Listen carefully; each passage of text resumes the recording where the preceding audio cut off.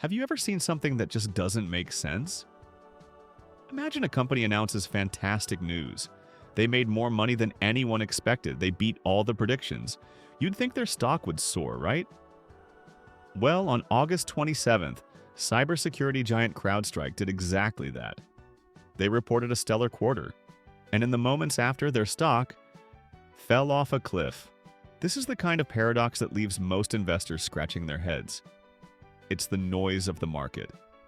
But today, we're going to find the signal. Why did a great earnings report for Crowdstrike stock lead to a sell-off? The answer reveals a crucial secret about how the modern stock market truly works, especially for high-flying tech stocks. And by the end of this video, you will understand it perfectly. Stick with me. First, let's establish the facts because the headlines were genuinely good. Crowdstrike, ticker CRWD, reported its second quarter results for fiscal year 2026. Revenue came in at $1.17 billion. Wall Street analysts were expecting $1.15 billion. That's a solid beat. More importantly, it represents 21% growth compared to the same time last year.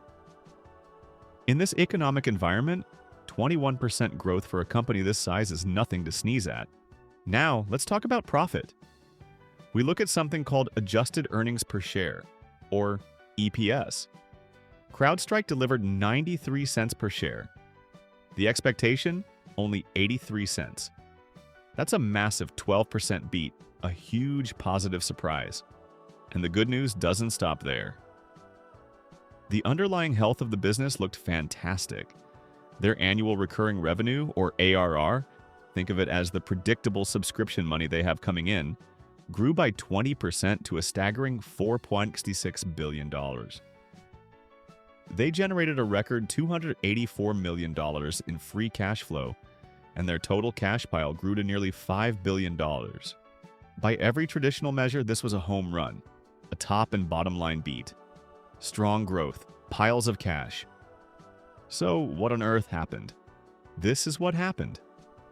An initial blip of green as the headline reading algorithms bought the news, followed by a steady, punishing river of red as human analysts and institutional funds read the fine print. The stock dropped about 4%. For a company worth over $100 billion, that's a multi-billion-dollar loss in value. On a day of great news, this is the paradox. And to solve it, we need to look past the headlines and into the one section of an earnings report that truly matters for a growth stock. And if you're finding this breakdown valuable already, do me a favor and tap the like button. It tells the YouTube algorithm that this is the kind of deep dive analysis people want to see, and it helps our channel bring this clarity to more viewers. It's a huge help.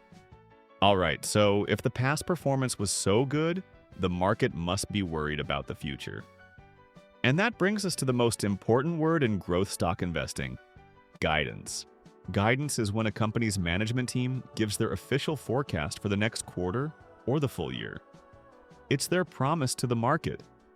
For a stock like Crowdstrike, which trades at a very high price relative to its current earnings, investors aren't just buying the company's present success. They are paying a premium for its future growth. They are buying the promise of what the company will become. Therefore, if that promise, that guidance, is even slightly less spectacular than what the market has already priced in, the stock will fall. It doesn't matter how good the last quarter was. The past is the past.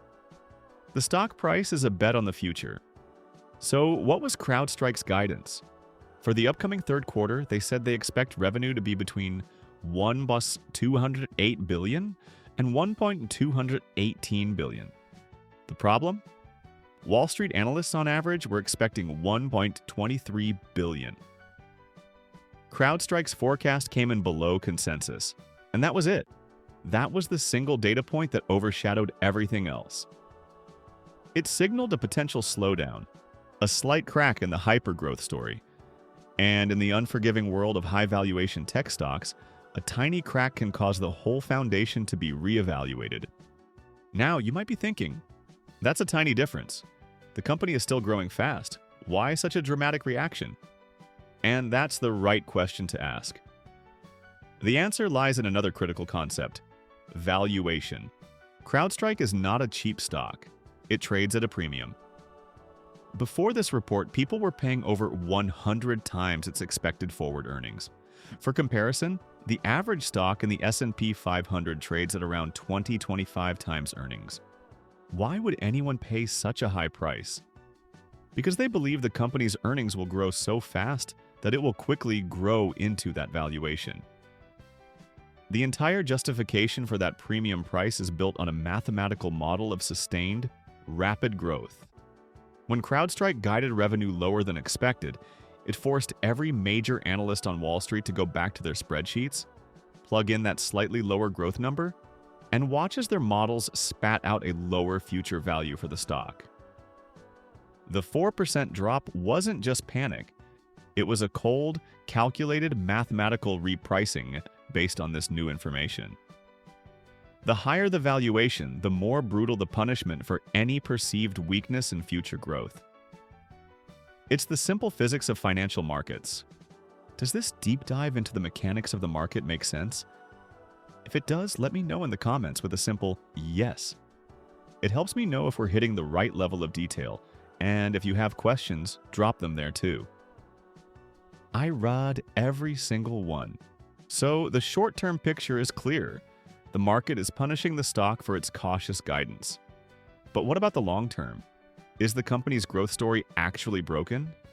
Well, Crowdstrike's management spent most of their earnings call laying out their case for why this is just a blip, and it all revolves around the biggest buzzword in technology: artificial intelligence. CEO George Kurtz made it clear: AI is a double-edged sword that is creating unprecedented demand for their products. First, companies everywhere are building their own AI tools. These AI models are the new crown jewels, and they need to be protected. Crowdstrike's Falcon platform is designed to do just that.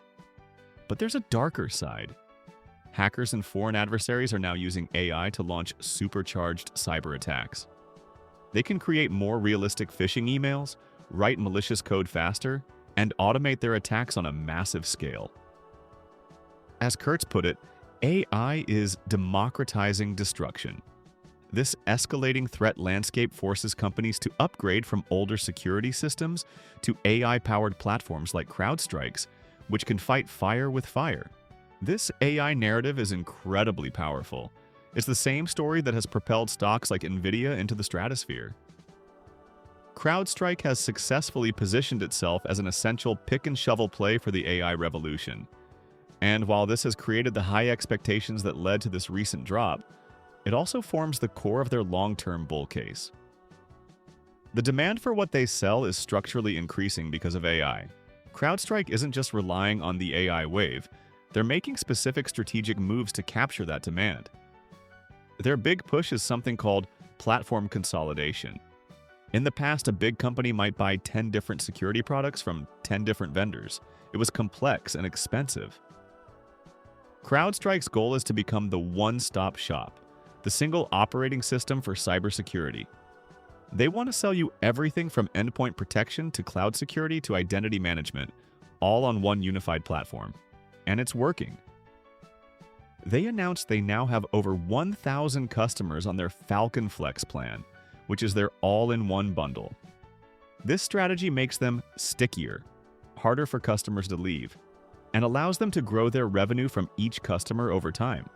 They also made another savvy move on the same day as their earnings. They announced they're buying a small company called Onum. Without getting too technical, Onum solves a major headache for big companies: getting all their data into a new security system. By buying Onum, Crowdstrike is essentially making it faster, cheaper, and easier for new customers to sign up for their most advanced products. It's a smart, forward-looking move designed to accelerate growth down the line. So, let's bring this all together. What does the Crowdstrike stock story mean for you, whether you're an investor or just someone trying to understand the economy? First, it's a masterclass in how the tech market works in 2025. The AI hype is real, but it has created valuations that demand perfection. This is a warning sign for investors in any high-growth tech stock. A good quarter is no longer good enough. The guidance for the next quarter is what truly matters. Second, this is a bellwether for the entire cybersecurity sector. Crowdstrike is a leader. If they are signaling even a slight slowdown, it could mean that businesses are tightening their IT budgets, or that competition is heating up. This will put pressure on all cybersecurity stocks to prove they can grow profitably.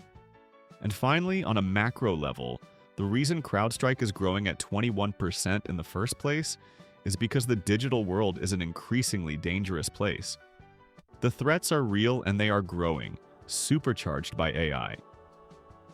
This report, with all its financial jargon, is a direct reflection of a global trend. Cybersecurity is no longer optional. It is one of the most critical investments any business can make. So, to recap the paradox, Crowdstrike delivered a fantastic quarter, proving the strength of its current business. But its stock fell because its forecast for the next quarter, while still strong, wasn't quite strong enough to satisfy a market that has priced the stock for absolute perfection, fueled by the immense hype around AI. The market sold the future, not the present. Understanding that distinction is the key to finding the signal in the noise. Now you have a clearer picture of the forces moving Crowdstrike stock. But I want to know what you think. Was this a fair repricing by the market, or a massive overreaction to a small guidance tweak? Leave a comment below with your biggest takeaway. I'm genuinely curious to read your perspective. And if you believe in making finance make sense, and you want to stay ahead of these key market stories, make sure you subscribe to the channel and turn on notifications. We post deep dives like this every week.